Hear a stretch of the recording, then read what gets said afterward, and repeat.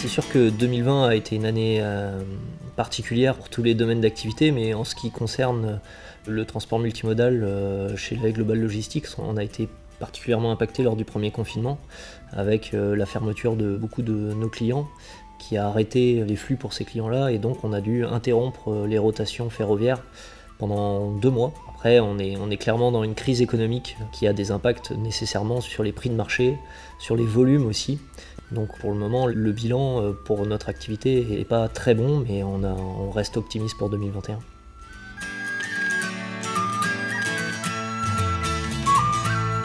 Tout ce qui est transportable sur la route peut quasiment être transporté sur le train. Les gisements de fret qui circulent actuellement sur le train entre Rennes et Lyon sont majoritairement au départ de la Bretagne des flux agroalimentaires, ce qui est produit en Bretagne par les industriels bretons, donc que ce soit des produits frais, des produits secs, mais aussi des produits industriels.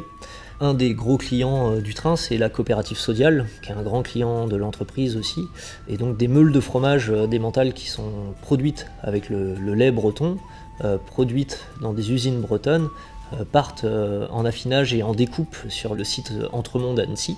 Retour du Rhône-Alpes, majoritairement on transporte de la boisson, des eaux de montagne. La région Bretagne est très consommatrice d'eau de montagne, donc on travaille pour Danone Waters avec l'eau d'Évian par exemple.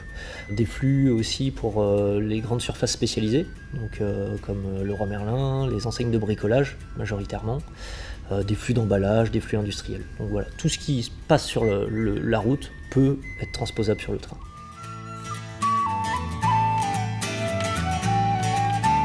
Il y a une première image qui vient à beaucoup de monde, c'est le fret ferroviaire, c'est la SNCF, il y a des grèves, il y a des mouvements, c'est pas fiable.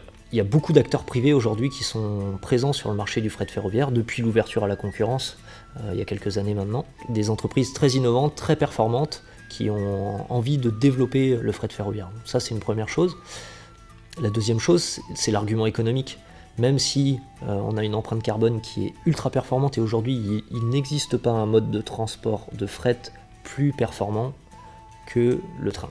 Il n'y a que quelques kilomètres qui sont faits en routier, ces kilomètres routiers-là peuvent être faits avec des camions plus vertueux comme des camions au gaz, voire des camions électriques demain.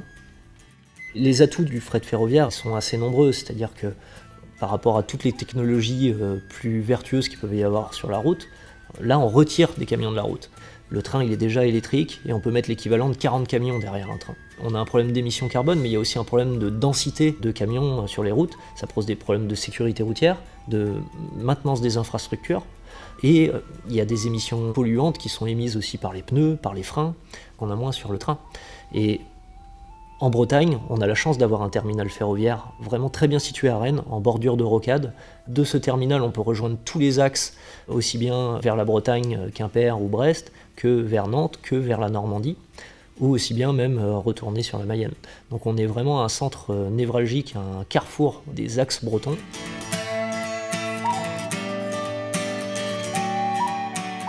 Ce qui manque, sans doute, c'est de l'incitation fiscale, parce qu'aujourd'hui, le transport routier est hyper performant, très flexible, peu coûteux, parce que avec l'ouverture à la concurrence des pays de l'Est, etc., c'est vrai que ça a tiré les marchés du transport routier vers le bas.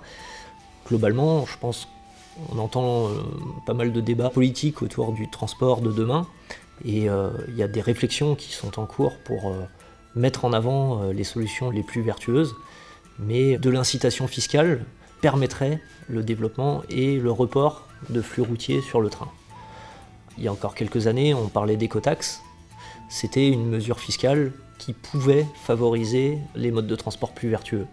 Demain, il faudra sans doute mesurer plus précisément l'empreinte carbone d'un industriel jusqu'à la livraison au client final, jusqu'au réfrigérateur presque du consommateur, pour pouvoir inciter à utiliser des modes de transport plus vertueux. Aujourd'hui, il existe une mesure d'incitation fiscale, c'est le certificat d'économie d'énergie. Il est accessible à l'investissement pour du matériel pour faire du transport combiné rail-route. Notre client, le chargeur, l'industriel, ne bénéficie pas directement de cette incitation fiscale.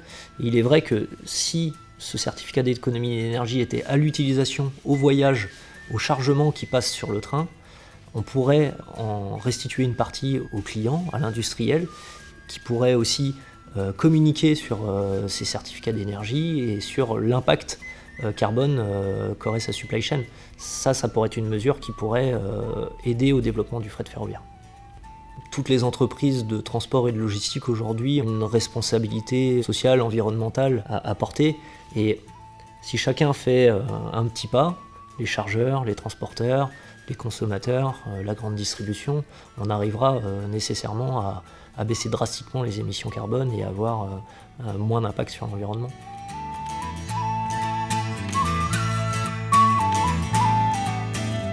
Les voussoirs pour le tunnelier du projet EOL à Paris sont produits à l'usine Bonasabla de Bru, à côté de Rennes. Et il fallait transporter ces blocs de béton de 8 tonnes pièce à Courbevoie, au puits du tunnelier, pour alimenter ce tunnelier. Et clairement, là, la route ne pouvait pas répondre à ce type de marché. Et nous, on est parti d'une feuille blanche. On a conçu un schéma logistique pour transporter ces voussoirs en y intégrant une traction ferroviaire entre Rennes et Gennevilliers.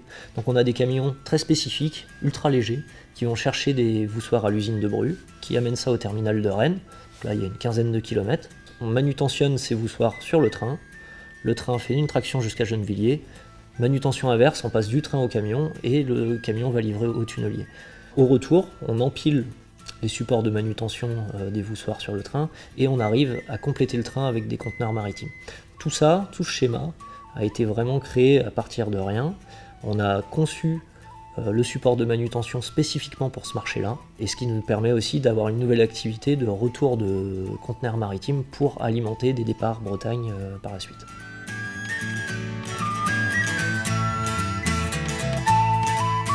Ce qui est génial aussi avec le fret ferroviaire, c'est que globalement, on a un réseau ferré en France et en Europe qui est assez dense, donc il n'y a pas de limite à l'imagination. Aujourd'hui, on est capable de connecter la Chine en ferroviaire avec la nouvelle route de la soie, et on peut très bien l'imaginer, et on travaille nous déjà dessus, à proposer aux industriels de l'agroalimentaire d'utiliser le train pour connecter la Chine. Ça ouvre des nouvelles perspectives. En termes de délai, on se positionne entre les flux maritimes et le flux aérien, en termes de coûts également. Donc c'est vrai que, par exemple, on discute avec des industriels de la viande en Bretagne qui imaginent pouvoir atteindre le marché chinois avec du bœuf frais via le train, puisque en gros on a à peu près 14 jours, même un peu moins aujourd'hui, de transit time entre la France et la Chine via le transport ferroviaire, et avec des systèmes par exemple de viande sous vide, on pourrait apporter de la viande fraîche sur le marché chinois. Donc ça peut aussi ouvrir des débouchés en termes de logistique assez puissants.